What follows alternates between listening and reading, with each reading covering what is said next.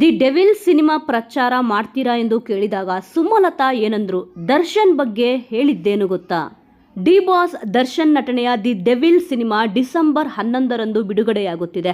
ದರ್ಶನ್ ಅವರ ಅನುಪಸ್ಥಿತಿಯಲ್ಲಿ ಚಿತ್ರತಂಡ ಈಗಾಗಲೇ ವಿಜಯಲಕ್ಷ್ಮಿ ದರ್ಶನ್ ಅವರನ್ನು ಮುಂದಿಟ್ಟುಕೊಂಡು ಪ್ರಮೋಷನ್ನಲ್ಲಿ ತೊಡಗಿದೆ. ಈ ಸಂದರ್ಭದಲ್ಲಿ ಸುಮಲತಾ ಅಂಬರೀಶ್ ಅವರು ದಿ ಡೆವಿಲ್ ಚಿತ್ರದ ಯಶಸ್ಸಿಗೆ ಶುಭ ಹಾರೈಸಿದ್ದಾರೆ. ದರ್ಶನ್ ಬಗ್ಗೆ ಸುಮಲತಾ ಅಂಬರೀಶ್ ಹೇಳಿದ್ದೇನು? 2019ರ ಲೋಕಸಭೆ ಚುನಾವಣೆಯಲ್ಲಿ ದರ್ಶನ್ ಅವರು ಸುಮಲತಾ ಪರ ಮಂಡ್ಯದಲ್ಲಿ ಪ್ರಚಾರ ಮಾಡಿದ್ದು ಸುಮಲತಾ ಗೆಲುವಿಗೆ ಕಾರಣವಾಗಿತ್ತು. ನಂತರವೂ ಅವರ ಬಾಂಧವ್ಯ ಮುಂದುವರೆದಿತ್ತು. ಸುಮಲತಾ ಅವರನ್ನು ದರ್ಶನ್ ಅವರು ಮದರ್ ಇಂಡಿಯಾ ಎಂದು ಕರೆಯುತ್ತಿದ್ದರು. ಕಳೆದ ವರ್ಷ ರೇಣುಕಾಸ್ವಾಮಿ ಕೊಲೆ ಪ್ರಕರಣದಲ್ಲಿ ದರ್ಶನ್ ಅವರು ಜೈಲು ಸೇರಿದ ನಂತರ ಇಬ್ಬರ ನಡುವೆ ಮೊದಲೇ ಇದ್ದಂತಹ ಬಾಂಧವ್ಯ ಇಲ್ಲ ಎಂಬ ವದಂತಿಗಳು ಕೇಳಿಬಂದಿತ್ತು.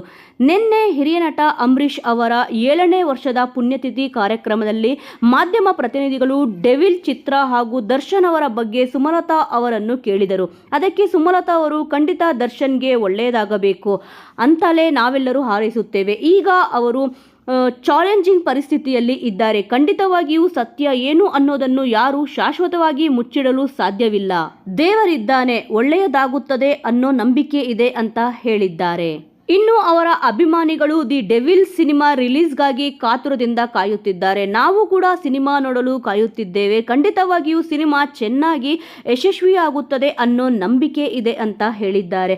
ಅಂಬರೀಶ್ ಅವರು ಇದ್ದಿದ್ರೆ ಈ ರೀತಿ ಘಟನೆಗಳು ಆಗ್ತಾ ಇರಲಿಲ್ಲ ಅನ್ನೋ ಮಾತುಗಳು ಕೇಳಿ ಬರುತ್ತಿದೆ ಎಂದಾಗ, ಇದೆಲ್ಲ ಆಗಬಾರದಿತ್ತು, ಆಗಿ ಹೋಗಿದೆ.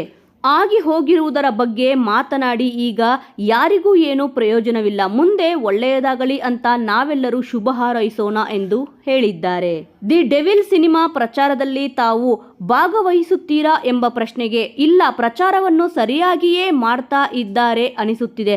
ಸಿನಿಮಾ ಪ್ರಚಾರಕ್ಕಾಗಿ ನಾನು ಯಾವತ್ತೂ ಡೈರೆಕ್ಟ್ ಆಗಿ ಇನ್ವಾಲ್ವ್ ಆಗಿಲ್ಲ. ಇನ್ನು ನಾನು ಅವರ ವೆಲ್ ವಿಷರ್. ಖಂಡಿತವಾಗಿಯೂ ಅವರ ಸಿನಿಮಾ ಚೆನ್ನಾಗಿ ಸಕ್ಸಸ್ಫುಲ್ ಆಗಬೇಕು ಅನ್ನೋದೇ ನಮ್ಮ ಬಯಕೆ ಎಂದು ಸುಮಲತಾ ಅವರು ಹೇಳಿದ್ದಾರೆ. ವೀಕ್ಷಕರೇ, ಈ ವಿಚಾರದ ಬಗ್ಗೆ ನಿಮ್ಮ ಅನಿಸಿಕೆ, ಅಭಿಪ್ರಾಯ ಏನಾದರೂ ಇದ್ದಲ್ಲಿ ತಪ್ಪದೆ ಕಮೆಂಟ್ ಮೂಲಕ ತಿಳಿಸಿ. ಮುಂದಿನ ವಿಡಿಯೋದೊಂದಿಗೆ ಮತ್ತೆ ಸಿಗೋಣ.